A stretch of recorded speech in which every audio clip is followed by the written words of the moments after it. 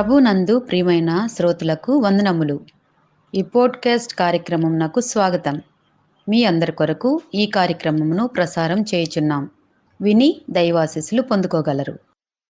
ప్రభు అయిన యేసుక్రీస్తు నామంలో అందరికీ శుభములు, వందనములు తెలియపరుస్తూ ఉన్నాం.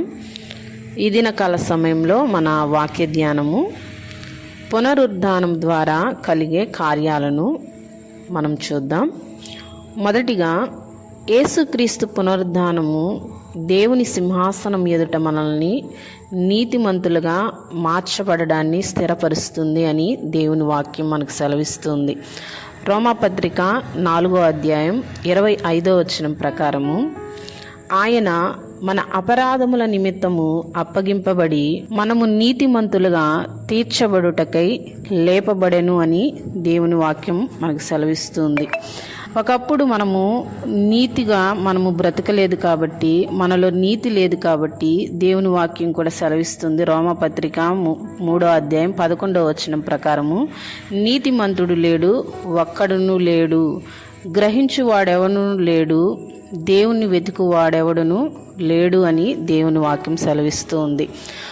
నీతిని పోగొట్టుకున్న మనకు యేసుక్రీస్తు పునరుద్ధానము ద్వారా, యేసుక్రీస్తు ప్రభువు లేపబడడం ద్వారా నీతిమంతులుగా మార్చబడతాము అని దేవుని వాక్యం సెలవిస్తుంది. రెండవదిగా మనం చూస్తే, యేసుక్రీస్తు పునరుద్ధానము ద్వారా మనము తండ్రి అయిన దేవునితో సమాధాన పరుస్తుంది అని, ఆయనలోనున్న మన నూతన సంబంధాన్ని స్థిరపరుస్తుంది అని దేవుని వాక్యం సెలవిస్తుంది. ఎఫెసీయులకు రాసిన పత్రిక 2వ అధ్యాయం 5వ వచనం 8వ వచనం మనం చూడగలిగినట్లయితే, అయినను దేవుడు కరుణా సంపన్నుడై ఉండి మనము మన అపరాధముల చేత చచ్చిన వారమై ఉన్నప్పుడు సైతము మన ఎడల చూపిన మహాప్రేమ చేత మనలను క్రీస్తుతో కూడా బ్రతికించెను అని, కృపచేత మీరు రక్షింపబడి ఉన్నారు అని దేవుని వాక్యం సెలవిస్తుంది.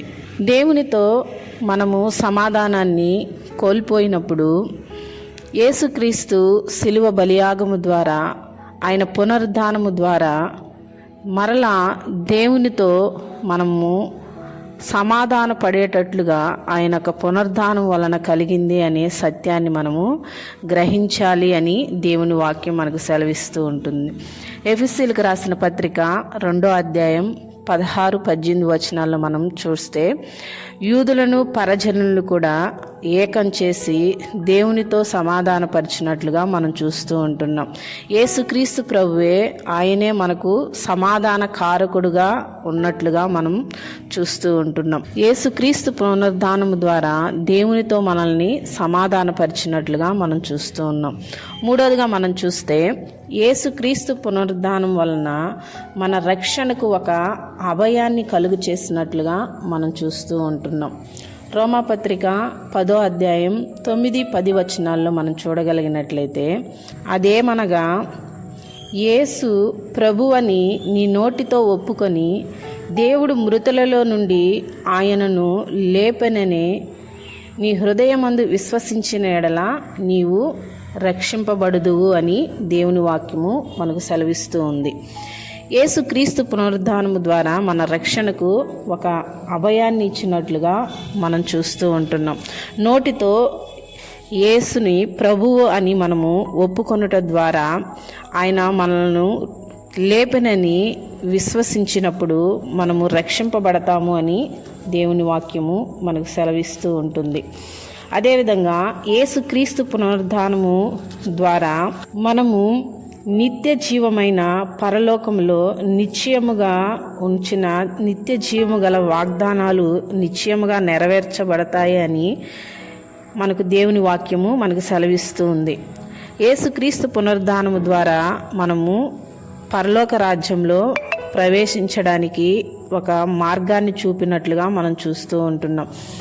యోహాను సువార్త 14వ అధ్యాయం 1-2 వచనాల్లో మనం చూడగలిగినట్లయితే, మీ హృదయములను కలవరపడనీయకుడి, మీకు స్థలం సిద్ధపరచి వెళ్ళుచున్నాను అని దేవుడు మనకు ఆయన పునరుద్ధానుడై తిరిగి లేచిన తర్వాత యేసుక్రీస్తు ప్రభు ఈ మాట చెప్పినట్లుగా మనం చూస్తూ ఉన్నాం.